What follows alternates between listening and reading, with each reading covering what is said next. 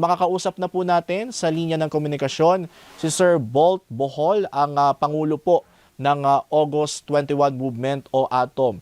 Good evening, Sir Bolt. Jollibee. Si Bert po ito. Welcome to the program. Yes, sir. Thank you so much, Sir Bert, sa pagtawag, sa pag-imbita sa programa po ninyo, DZMM. Maraming salamat po. Sir Bolt, unang-una po, tinawag niyo pong katawa-tawa at isang kahibangan ang paghahambing ni Senator Alan Peter Cayetano. Ano po ang kabuang reaksyon po ng ATOM dito po sa ginawang paghahambing ni Senator Alan Peter Cayetano sa legasiya po ni Ninoy? Alam nyo kasi, napansin namin kay Senator Cayetano nitong mga nakarang araw, it's like he has become a loose cannon, ano? Masyado na po siyang, kung ano-ano na po ang sinasabi niya, at talaga nga pong hindi na, parang, hindi na naakma para sa isang kagalang-galang na senador. Now, going back to the statement of Ninoy comparison, no? Of course, medyo ano kami, we were kind of like taken aback, and pero hindi na rin kami masyado nagugulat kasi napansin namin sa mga sa kampo nila, no, yung mga kaalyado nila. Pare-pareho po sila ngayon na sinasabi, madalas pong banggitin ang pangalang Ninoy Aquino at ang kulay yellow, nababanggit pa at hinahambing. Ang alam ko, ang huli po nagsalita niyan si Senator Robin Padilla, na sabi nga original daw na yellow si Duterte. President Rodrigo Duterte. So, diba? So parang pansin niya, parang ano sila kumakambyo ngayon at niyayakap nila ang pagkadilaw. ang kulay yellow. Ang Ninoy Aquino at yellow. Sir Bolt, tingin nyo ba ano to, strategy ng kanilang grupo kung bakit sila nagbabago ang kanilang tono ngayon? Ako sa tingin ko strategy to, at ang tingin ng aming grupo dyan strategy. Kasi para bang sabi ko nga napaka-romantiko isipin na lumalaban ka sa isang Marcos. Siyempre pagka kinalaban mo ang Marcos, ano ba ang gagamitin mong symbolism dyan? May isip mo, Ninoy Aquino at saka yung laban sign, di ba? So siguro yun ang parang naiisip nila na para medyo maging attractive yung laban nila sa mga tao. And are they getting sympathy ba? Sa tingin nyo, tumahanap ba sila ng simpatya? Lalo na sa ibang mga hindi naman kaanib ng kanilang grupo. Medyo parang ang nangyayari, parang tumatawid sila, kumukuha pa ng ibang audience o ibang sisimpatya dito sa ginagawa nilang laban dyan sa Senado. Palagay ko hindi, obviously, no. Alam nyo, ako naniniwala ko na yung statement na nilabas ng grupo namin ng August 21 Movement, ito rin ang nasa sa loob ng maraming tao. Bakit po?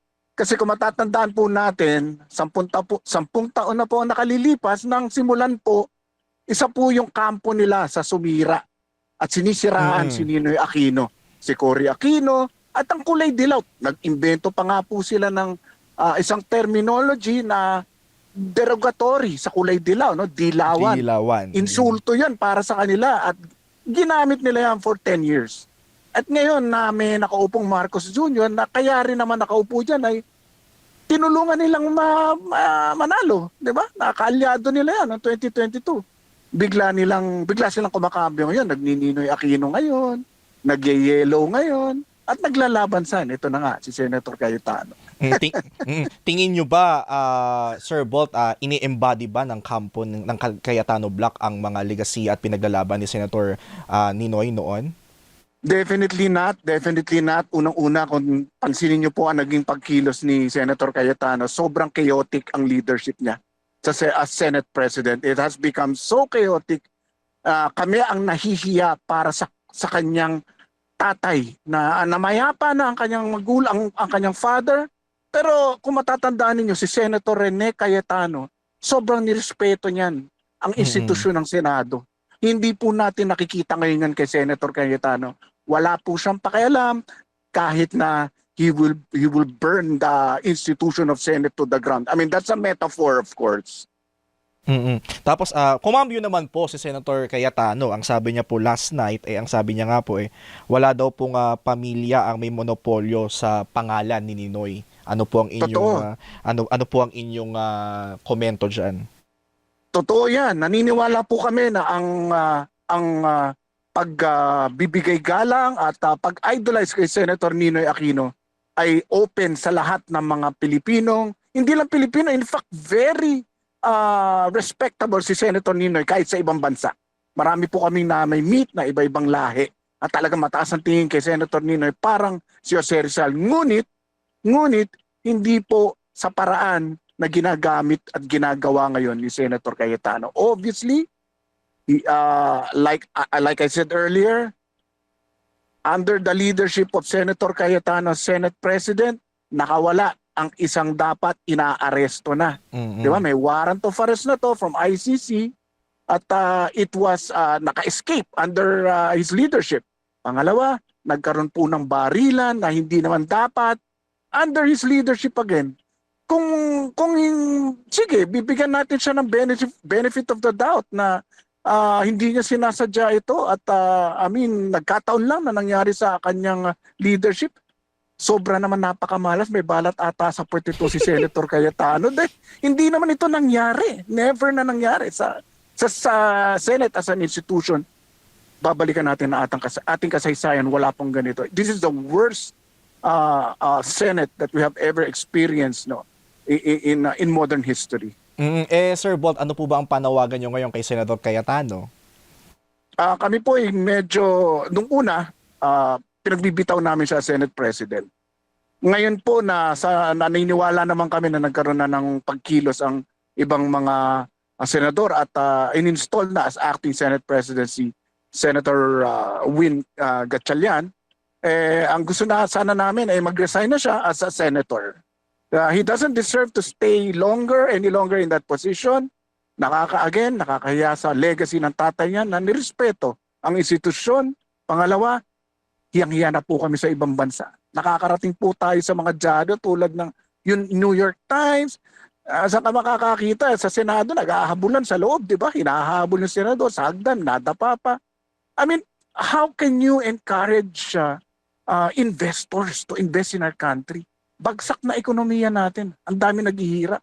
Sa palagay ba nila makakabuti to sa ekonomiya natin? Hindi eh. Hindi po eh. Kaya the only way to really resolve this right now is for Senator Cayetano to at least stop doing what he's doing now. Gawin niya yung trabaho niya as a senator. Tigilan na po ang pagiging influencer sa Facebook Live. Or mag-resign na lang po siya as a senator. Sa simpleng mamamayan, sir, paano natin titignan itong mga ganitong pronouncement ni Senator Cayetano bilang ordinaryong Pilipino na naniniwala sa legasiya ni Ninoy? Simple lang po kasi I hope that yung mga ordinaryong Pilipino nare-realize, again, I mentioned earlier, hindi po maganda ang lagay na ekonomiya ngayon. Pumunta po kayo sa mall, ang dami pong tindahan na nagsasara. Ito pong nangyayari sa Senado na gulo, na hindi naman nangyari bago naging Senate President si Senator Alan Peter, nakakasama po ito sa buhay natin. Apektado po tayo rito. Yung pang-araw-araw natin. Kung mataas po gasolina natin ngayon, tumataas sa mga bilihin, hindi po makakatulong at hindi po nakakatulong ang ginagawa nitong si former Senate President Alan Peter Cayetano. He is basically, yung ginagawa po niya is more of lalong nagiging unstable ang Senado po as institution. And with that, sir, maraming salamat po sa pagpapaunlak po ng panayam ngayong gabi at mabuhay po ang Atom. Salamat po, Sir Bert. Mabuhay po ang programa ninyo. More power. Thank you po. Ayan po si Sir Bolt Bohol, ang Pangulo po ng August 21 Movement o Atom.